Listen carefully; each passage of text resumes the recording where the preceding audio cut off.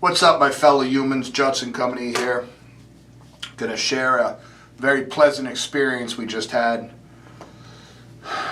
As many of you know, I've been doing a ton of traveling this summer, flying all over the country for Canes baseball, and just taking care of business, you know what I'm saying? We got a new dog. I haven't seen it yet. I haven't been home in several weeks, but the blessing is this week I'll be heading back home to Venice, and to meet the little chump. I guess his name is Bear. He's a beautiful golden retriever, and it's gonna be cool stuff. But you know, in order to get things done, you just got to get things done. It's the way I look at it. We just took a little family trip to Key West, and I really didn't want to go, to be honest with you. But Tammy said we got to make memories. We got to make memories with the kids. Well, when Tammy talks, Steve listens. So we had an awesome time. It was a great trip. We went with some great friends. My friends Craig and Linda joined us with their daughter. Brookie brought a couple of her friends. She's getting ready to leave for college this week, so she's going off freshman year to Florida State University. And then Sierra, who leaves this week. So we're making memories. And we went lobster diving. I don't think you'd call it lobster fishing, but lobster diving. As many as you know, I'm not a big shark fan, but a buddy told me, rest assured, you're going to see a bunch of sharks. You're going to see some nurse sharks. You'll see some bull sharks. I don't care what you name it. When it ends with shark, my sphincter gets tight. You know what I'm saying? So we go out there on this boat. We got all the kids, and it was amazing to learn the art of trying to capture a lobster.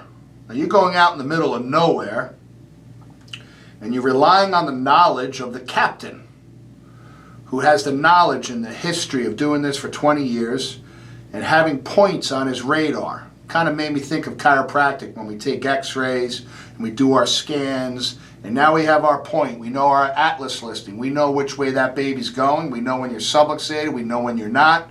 This dude knew where to go. So we started us off in some more shallow water to just kind of help the kids get acquainted with, you know, you're essentially snorkeling, and you got to dive down. We were in about 5 feet of water at this point, and you got to just look for this lobster's, I don't know what you call them, tentacles, or the shit coming off the top of his head, pointing out of the water. And that's how he eats. He'll reach up with these things and grab things and eat it, I guess. So you got to have a good eye, and you got to look. Then they give you what's called a tickle stick. And the tickle stick is this long metal pole with a little curve at the end. And you got to slide it sneakily behind by the tail of the lobster and just kind of tickle them. Just kind of shoo them out from under the rock to get them into open space. Then you take a net that you got to move ass quick over the top of them and trap them. And kind of put the back of it down so that when he tries to scooch back into the hole, he goes into your net. And you got to wear gloves, because these lobsters innately are protected by sharp things coming off its shell that if you grab it bare hand, you're cutting yourself up. Well, it was amazing to see everybody coming up at different intervals. I almost got one. I almost got one. I almost got one. And I'm like, man, these things are smart. How do these lobster know how to think? Well, it's innate intelligence. They have the same innate expression of life that you and I do.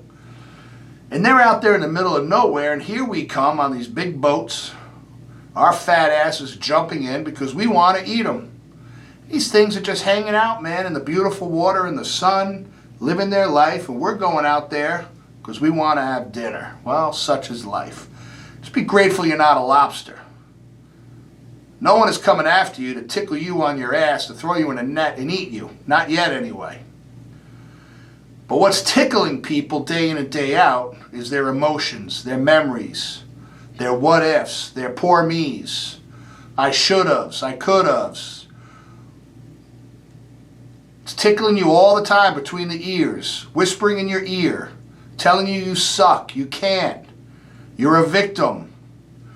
Let me tell you something.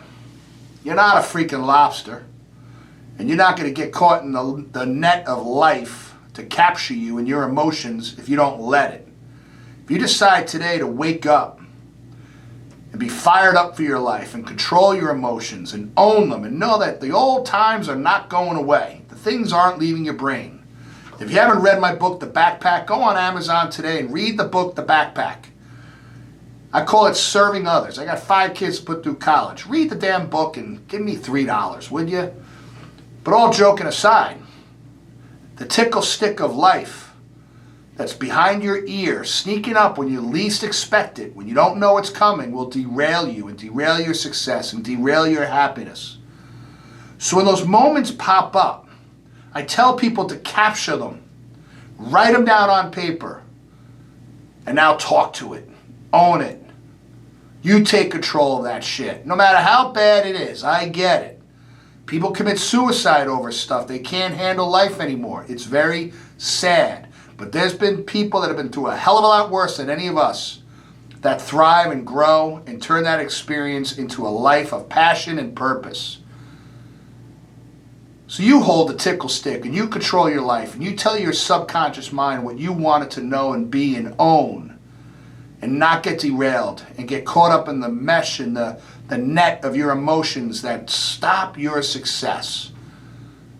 And just be grateful and look in the mirror right now and say, I'm not a damn lobster baby being hunted, but I'm going to hunt the success and the joy that I deserve in my life because I own it. Be blessed.